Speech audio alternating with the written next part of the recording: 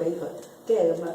呢個咧係聖靈嘅觸摸，唔係話即係摸到可以講話唔係搖動佢嘅手啊，也係搖動也係觸摸到神嘅心意。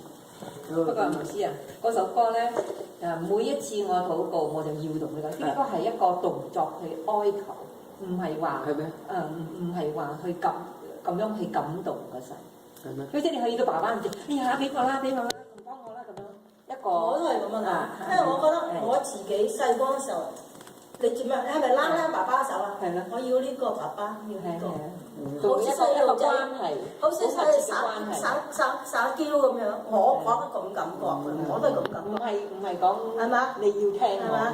爸爸，我要呢個嘢咁樣，搖動你個手。一個詐嬌咁，好似同我都咁諗嘛。呀，今日因為呢首歌，呢首歌係除咗呢句嘢咧，我就唔係幾咁呢啲去另一個角度去睇，另一個角度睇。其他嘅都 OK。因為呢首歌其實咧好 popular，好多人。